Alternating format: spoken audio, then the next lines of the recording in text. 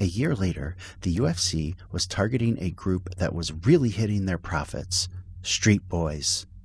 Sunday, July 15, 1894, the New York Tribune. Outwitting the street boys. The Union Ferry Company's latest plan to prevent the sale of single tickets by outsiders. A bit of history. The latest attempt of the Union Ferry Company to outwit the small boys who sell its tickets on the streets and thus reap a small profit recalls an interesting bit of history. By law, the company is required to sell tickets by the quantity at the rate of 17 for 25 cents, or as nearly a cent and a half apiece as is practicable. Until the latter part of the 70s, the tickets were separate bits of pasteboard, which were used over and over again until they became so soiled and discolored that it was no longer possible to recognize them.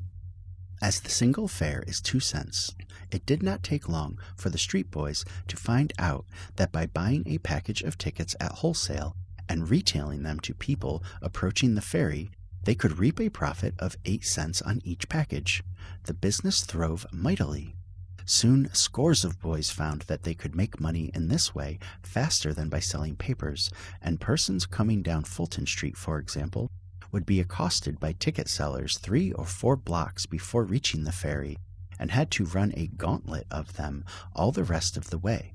Of course, most regular travelers continued to buy their tickets by the package, and thus found the boys a nuisance. Others thought it a good thing to encourage them, and casual users of the ferry often thought they were patronizing regular runners of the ferry company. The company soon found that its profits were being eaten into to an alarming extent, and called upon the police to suppress the boys. The effort to do this was only partly successful, and the business continued to flourish. Then the company had recourse to a new scheme. Instead of having separate tickets, it decided to have 17 printed together in coupon form, and each coupon was declared to be good only if detached in the presence of the ferrymaster. For a time, this requirement was insisted on, and ferry travelers tore off their tickets as they entered the ferry house. This put a stop to the business of ticket selling on the street, and the company's treasury grew plethoric in consequence.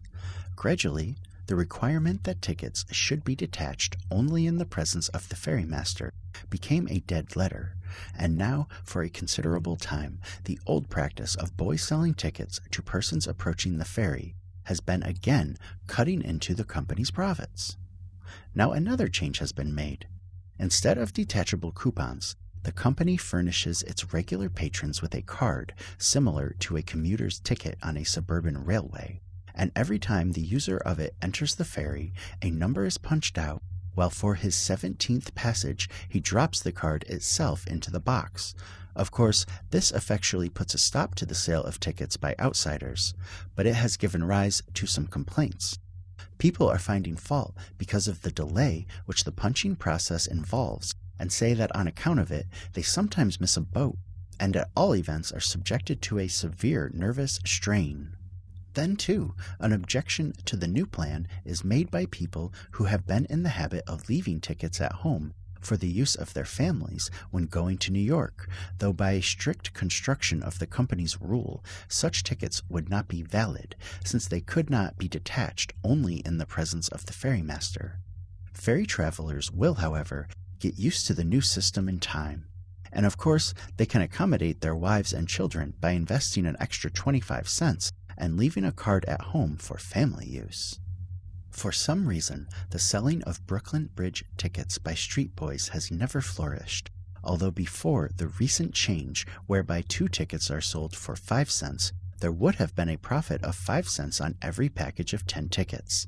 A reminiscence of the old ferry trouble, however, is to be found in the inscription on every bridge ticket sold in coupon packages of 10, declaring that it is not good unless torn off under the eye of the ticket taker. This requirement has been a puzzle to many travelers by the bridge.